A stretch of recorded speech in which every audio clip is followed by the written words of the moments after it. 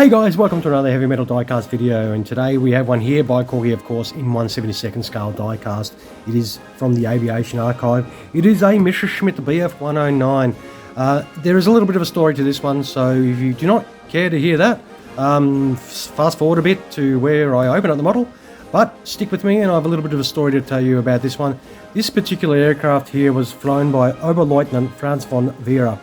This particular pilot's most notable achievement, besides being a fighter ace obviously and a Knight's Cross recipient, was that he was the only Axis pilot to ever escape Canadian custody and return back to Germany to fight again. So in September of 1940, France would be shot down over Kent in this particular E-4 here. He would crash land and be taken prisoner. While awaiting interrogation, of course, he did attempt his first escape, as you do. After 18 hours of interrogation, he was then sent to a POW camp. The 7th of October, he did try to escape again during a daytime walk outside the camp under guard with a group of other prisoners, and did actually escape, and he was on the run.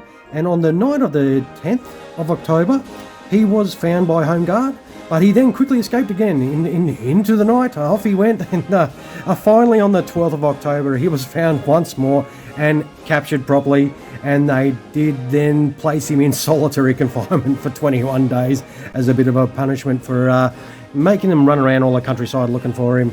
He was then transferred to another POW camp, of course, and on the 17th of December, after a month of digging, France and other POWs escaped again, and he did take his flight suit with him this time, and he did pretend to be a Dutch pilot and made his way onto an RAF base where actually von Werra was arrested at gunpoint in the cockpit of an aircraft he was about to try and fly out. And I think finally the British were sick of him trying to escape all the time, so on the 10th of January 1941, he was sent by ship with other German POWs to Canada. But on the 21st of January, while on a prison train, he jumped out of the window of that moving train and escaped once again. And he actually made his way down from Canada down to America, who had not yet entered the war, of course, by that stage. And they were neutrals, and he turned himself over to the police. He then contacted the German consulate, who did bail him out. And then they helped him to cross the border to Mexico, and from there he then went to Brazil, Spain, then to Rome, and finally back to Germany. So on the 18th of April in 1941, he did finally make it back to Germany and became an instant hero pretty much. And due to his experience as an Allied prisoner, von Werra would be tasked with improving Germany's techniques of interviewing POWs and their treatment as well. In 1941, though, von Werra would be appointed grouping commander of JG-53 after its original commander was killed in action. And on the 25th of October in 1941, von Werra took off in a new BF109 F4/Z on a test flight, and this aircraft actually suffered engine failure and did crash into the sea, and he was unfortunately presumed killed, aged 27. But hey, his body was never found, so who knows, maybe he escaped that as well and went off and lived somewhere the rest of his life. So you don't know. This guy was an escape artist. But this is the aircraft that he was in when he did get shot down and captured over Kent. This aircraft does have his aerial victories on the tail here for both his ground victories and aerial victories. It has 8 on there for his aerial victories and has 5 special ones for his 5 aircraft that he shot while they were on the ground, and they actually point down. So what we'll do, we have talked for a while, we will open this up and have a look. This is a magnificent Corgi edition as per usual in its beautiful packet here. This one does come with a little booklet here that's very interesting as well. This has got all information in this little booklet, detailed notes. It is amazing, all the information here. So this booklet is quite comprehensive in everything that it has, and that is for some excellent reading for yourself as well. Look, we've talked enough. Let's get this bloody model out of the box and have a look at von Werra's BF109 E4. And here we have Oberleutnant Franz von Werra's Messerschmitt E4 out of the box, and it does come with its limited certificate, which is quite large for one of these, and there are a limited run of 5,100 worldwide, so there's quite a lot of these made. And we'll get this little Messerschmitt out of the box, of course. And it does look very nice. It does have the usual Corgi standoff, of course, and the landing gear options if you want it in flight or gear down. And we will have a little look at this Eagle. And it does look quite nice. The propeller does spin beautifully. It is the normal Corgi, quality, which is very good. It does have a little Franz sitting in there. And I think the panel lines and everything like that are really nice on it. It does look like the cowl does remove to show some engine detail, which it does.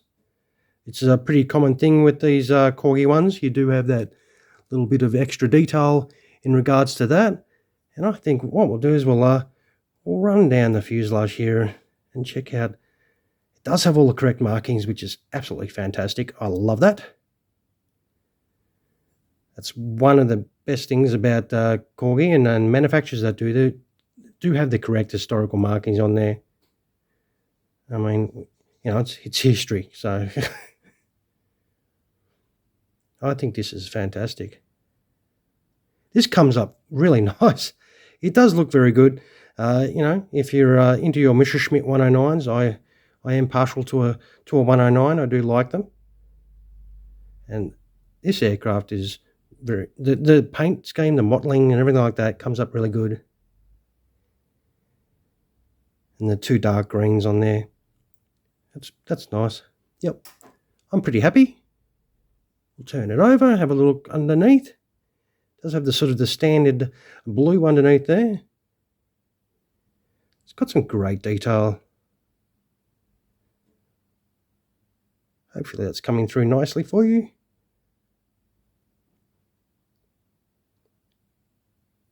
Yep, very good.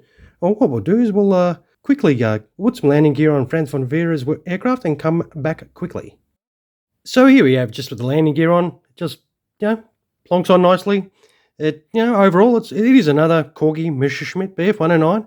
It does set up nicely, but I just think this one has just a fantastic story that goes to it. And of course, if you want to put it on the stand, you just in the hole, and there we go.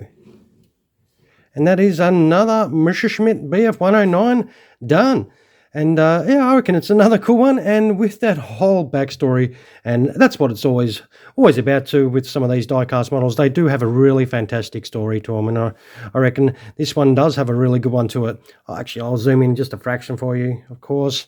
And I'll wind this video up for you. What I'll do is I'll take some happy snaps, obviously, without my sausage fingers in the way. And you can have a little look at it without my fingers being in the way, and you can check those pictures out in a bit more detail. All right, thank you once again for sticking with me through this extra long video. I do hope you did enjoy the little story about this aircraft and the pilot. It's a very nice one. As I said, it is 1/72nd scale by Corgi. They are a limited run of 5,100. So there's quite a number of them. So if you do want one, you'll probably still be able to find one, hopefully at a reasonable price. And as I said, I did get this one secondhand. I paid $70 for it, so which isn't too bad in the grand scheme of collecting diecast, of course. And this one is a pretty good one, and I'm very happy with it myself. So, all right, guys, thank you once again for sticking by and watching this extremely long video. I hope you did enjoy it. If you did, throw us a little bit of a like, that'd be awesome. And if you've yet to subscribe to the channel, feel free to do so. And I do thank you very much for your valuable time in watching this video. Cheers, guys.